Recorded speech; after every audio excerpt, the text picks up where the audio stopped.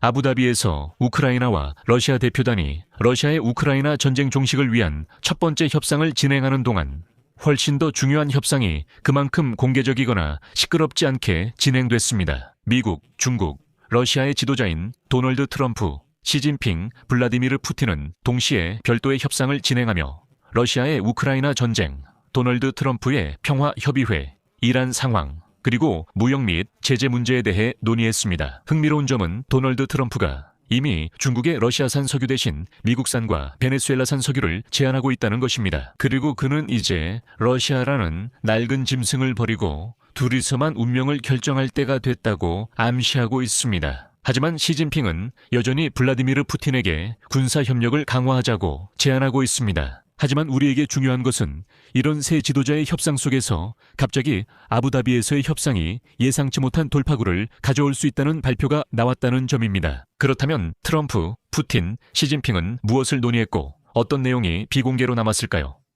이번 방송에서 모두 이야기해보겠습니다. 미리 스포일러를 하나 드리죠. 미국 정보기관에서는 시진핑이 심각한 편집증을 갖게 되었다고 밝혔습니다. 제 이름은 알렉세이 피치입니다. 함께 이 주제를 이야기해봅시다. 시작하기 전에 채널 구독과 좋아요, 그리고 이 영상 아래에 댓글을 남겨주시길 부탁드립니다. 또한 제 텔레그램 채널 피치뉴스도 구독해주세요.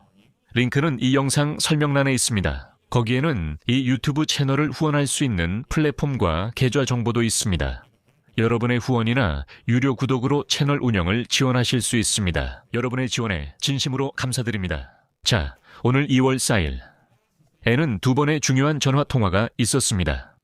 중국의 지도자 시진핑이 러시아의 독재자 블라디미르 푸틴 그리고 미국 대통령 도널드 트럼프와 통화를 했습니다. 그리고 이 전화통화들은 바로 그 시점에 이루어졌습니다.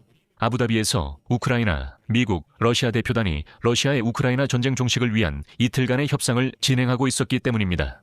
오늘이 첫째 날이었고 내일이 둘째 날입니다.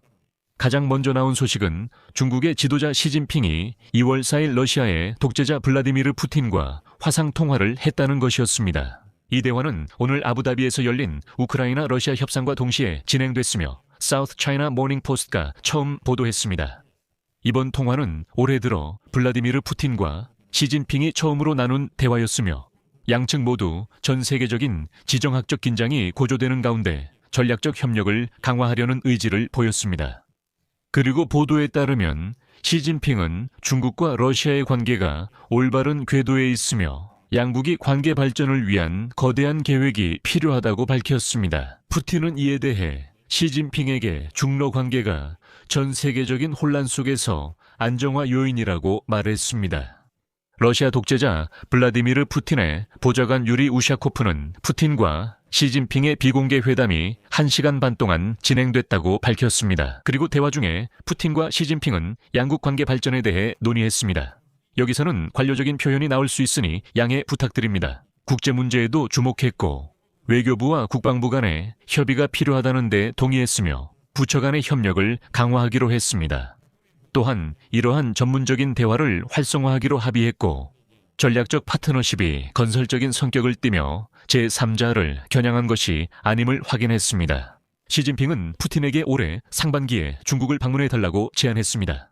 러시아의 독재자인 푸틴은 물론 그 초대를 받아들이고 동의했습니다. 그리고 세계 문제를 논의하는 동안 양국 간의 접촉을 언급했고 러시아와 중국의 관계에 대해 의견을 교환했습니다. 미국과 도널드 트럼프, 미국 대통령의 평화위원회 설립 제안에 대해서도 논의했고 베네수엘라와 쿠바에 대한 접근 방식도 조율했습니다. 또한 우샤코프에 따르면 시진핑은 러시아와 우크라이나가 아부다비에서 진행하는 협상을 지지한다고 밝혔습니다. 블라디미르 푸틴은 러시아의 우크라이나 전쟁 해결과 관련된 최근 상황을 공유했습니다. 요약하면 이 마지막 항목들이 핵심이었다고 봅니다. 시진핑과 블라디미르 푸틴은 러시아의 우크라이나 전쟁 종식 방안과 러시아인들이 이 협상에서 어떻게 행동해야 하는지, 그리고 중국의 지원 측면에서 러시아가 무엇을 기대할 수 있는지에 대해 논의했습니다. 여기서 다시 말씀드리자면 중국은 공식적으로 러시아의 우크라이나 전쟁에서 자신들이 중립적인 입장이라고 주장하고 있습니다. 동시에 베이징은 모스크바와의 긴밀한 협력을 계속하고 있으며 일부 중국 기업들은 무기 생산에 사용될 수 있는 이중 용도의 상품을 러시아에 공급하고 있습니다. 그리고 다시 말씀드리자면 얼마 전 우크라이나 대통령 볼로디미르 젤렌스키는 중국이 아직 전쟁의 평화적 해결에 참여할 의지를 전혀 보이지 않고 있다고 언급했습니다. 그의 말에 따르면 베이징의 정책은 러시아가 침략을 계속할 수 있도록 재정적 역량을 강화해주고 있다고 합니다. 중국은 러시아 군사기계의 주요 공급자가 되었고 모스크바에 치명적인 무기를 전달할 수도 있었습니다. 또한 일부 언론에서는 이미 중국이 러시아에 특수기계, 도구, 첨단 장비를 보내고 있다고 보도한 바 있습니다. 이 장비들은 핵탄두를 탑재한 극초음속 미사일, 특히 오레시니크 미사일을 만드는 데 사용되고 있습니다. 즉, 중국의 기술과 기계 없이는 오레시니크 미사일 자체가 존재할 수 없었다는 뜻입니다. 그런데 여기서 흥미로운 점은 모스크바가 정말로 중국의 속국이 되었다는 사실입니다. 알다시피 모스크바에서는 수즈레인, 바살 같은 단어를 참 좋아했습니다. 우크라이나가 바살이고 미국이 수즈레인이라고 말하곤 했죠. 특히 드미트리 메드베데프가 이런 정의를 자주 사용했는데 결국 모스크바가 진짜로 베이징의 바살이 된 셈입니다. 이것은 시진핑과 블라디미르 푸틴의 대화 톤에서도 드러납니다. 예를 들어 오늘 러시아 선전 매체가 이렇게 인용하고 있습니다. 블라디미르 푸틴은 중국 국가주석 시진핑과의 화상회의에서 러시아에서 중국 설날이 널리 도입되고 축하되고 있다고 보고했습니다. 그는 중국 지도자에게 러시아와 중국 문화의 해를 맞아 400건이 넘는 행사가 열렸으며 이 행사들이 양국 국민들에게 진정한 관심을 불러일으켰다고 보고했습니다. 물론 여기서 멈추지 않습니다.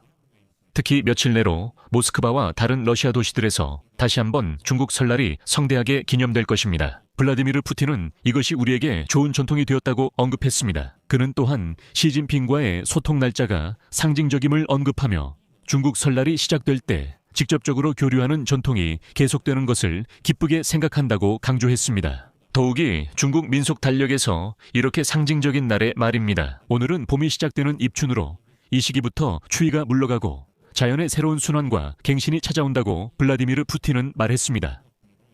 아, 죄송합니다. 제가 잠시 옆길로 샜네요. 바로 이 다음에 중요한 점을 말씀드리자면 시진핑의 5번째 포인트를 처리한 후 시진핑은 미국 대통령 도널드 트럼프와 통화를 했습니다. 대화의 자세한 내용은 중국 측에서 밝히지 않았습니다. 하지만 트럼프는 이에 대해 긴 글을 남겼습니다. 다음은 도널드 트럼프의 인용문입니다. 나는 방금 중국 주석 시진핑과 훌륭한 전화 통화를 마쳤습니다. 이것은 길고 심도 있는 대화였으며 그 과정에서 무역, 군사 문제 등 많은 중요한 주제들이 논의되었습니다. 그리고 제가 4월에 중국을 방문하는 것에 대해서도 이야기했습니다.